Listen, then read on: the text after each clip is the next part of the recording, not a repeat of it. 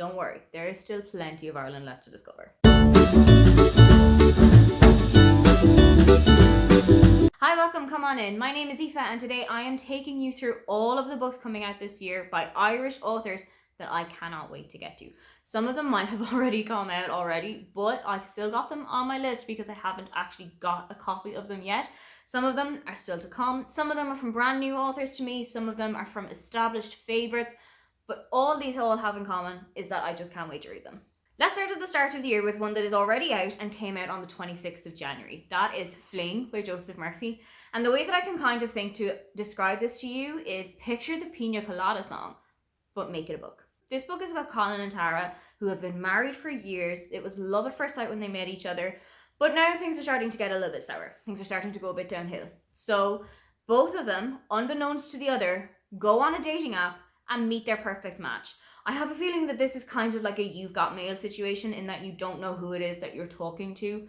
I have a feeling that it's a kind of a second chance romance, which doesn't always work for me, but if you've got a kind of a You've Got Mail situation dotted in there, who knows, maybe I could give it a try. Next up, one that came out on the 2nd of February is Every Gift a Curse by Caroline O'Donoghue. This is the third book of the All Our Hidden Gifts trilogy, and what's strange about this is that I haven't actually read any of the entire trilogy yet, but I still really want to give this a chance. I have a feeling that this is kind of like a fantasy, witchy vibes book. I think there is something to do with a cult in here called the Children of Bridget or something like that. I think that there is like another portal or an alternate universe type story, which I'm really interested in. I love kind of alternate timelines, alternate reality stories. So I'm really interested to see how this one is going to go.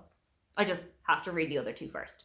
A whole month later, coming out on the 2nd of March, is Strange Sally Diamond by Liz Nugent. I cannot tell you how much I can't wait for this book. Any book of Liz Nugent's that I have read, I've absolutely eaten it whole. So I know that I'm in great hands here. This book, as you can tell from the title, is about Sally Diamond, who's always been a little bit strange, has always kind of been a little bit out there on the outskirts of everybody else. When she was younger, her father used to joke with her that when he died, he just wanted to be put out onto the curb with the bins to be collected the next morning. So when her father does pass away, Sally takes him at his word and she puts him out at the bins waiting to be collected the next morning.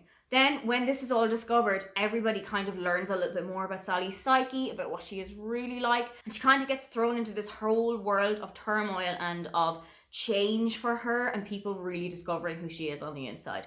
I know that Liz Nugent is going to absolutely smash this. I know that she's going to knock it out of the park with this one, and I cannot wait to see just how much. Next up, coming out on the 18th of April, is The Matchmaker by Catherine Walsh. I've read all of Catherine's books so far and I am completely in love with her. I love her writing style. I love how much she connects me to Ireland in the years that I have grown up with. Characters who are of the same age as me, who are of the same background, who all have emigrated and come back home. It's the perfect thing for me to read. So when I knew that she had a book coming out in April, I instantly knew I had to have a copy. This one is about Katie, who has never left her Irish town of Inishbone, but things are starting to go downhill economically in the area, and one of the big pubs in the area is about to be sold. This is a huge blow for Katie because it's such a comfort for home for her. It's where she grew up. It's the big stalemate of the town. So to bring numbers back, to revive the drooping spirits of the town, she decides to reintroduce their matchmaking festival. This, I believe, is going to be a little bit like the actual matchmaking week that is in Lisdoonvarna in County Clare. I have a feeling that there might be like elements of this. But I also have a feeling that Katie is going to fall for the stranger who comes to town with the intention of buying the hotel, even though they are completely opposites. Next up, coming out on May the 5th, is My Hot Friend by Sophie White. And the reason that I'm so interested in this book is that it chronicles one of those really hard tasks that you have to do when you get to your 30s. Finding a new set of friends. This book follows three women, Lexi, Claire and Joanne, who are all in different stages in life. One of them has concentrated a lot on her career. One of them has just discovered that the friendship group that she was in doesn't really value her friendship as much as she values theirs. And the other has just had her first child. And all three of them have something in common. They're all trying to expand their social circle. They're all trying to find that friend that they can come to in any time.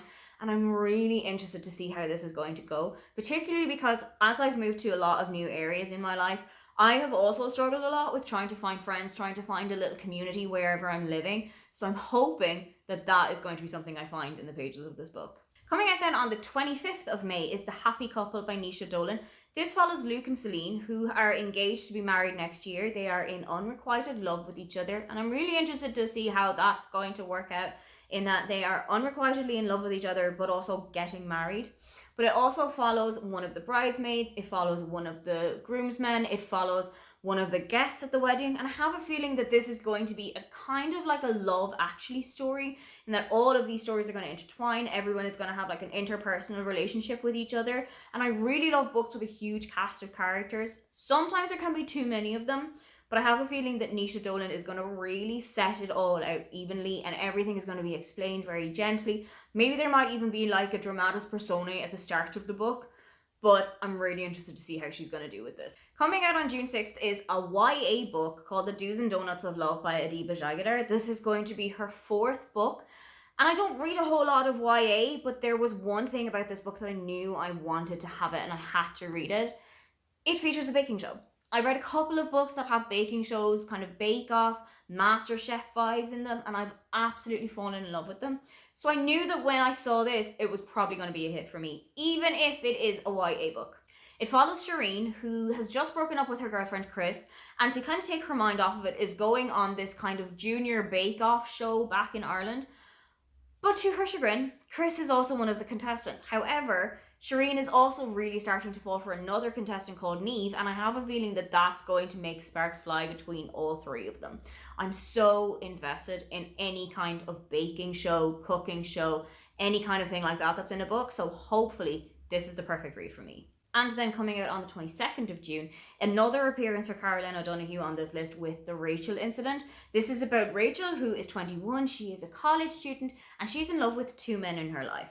One, her housemate James, and the other, her English professor, Dr. Byrne. Over the course of the year, the book follows Rachel coming to terms with her feelings for both of them, maybe even acting on her feelings for one of them, maybe even having these feelings reciprocated, or one of them staying platonic. I'm not entirely sure which one is going to be which, but I am so interested to see how this is going to go. I've loved Caroline's adult books that I've read before, so I absolutely know that I'm in for a win here. Finally, a book that for now I have no information about, but I know that I want to read it, is the 5th and final book in the Ashling series by Sarah Breen and Emer McLysett. I don't know when it's coming out. I don't know what the title is. I don't know what the cover is going to look like. All I know is that it is coming out at some stage in late 2023. I think it might be like a September, October release. I am not really prepared to say goodbye to Ashling, but if they force me to do so, I will begrudgingly do so. I just hope that she gets the send-off she deserves. Those are all of the Irish books that I cannot wait to get my hands on this year. What Irish book can you not wait to read this year? If you'd love to leave me a comment, but you can't think of anything that you'd like to say, then just leave me the green heart emoji. Don't forget to like and subscribe because I have new videos up every week. Now, get on out of here.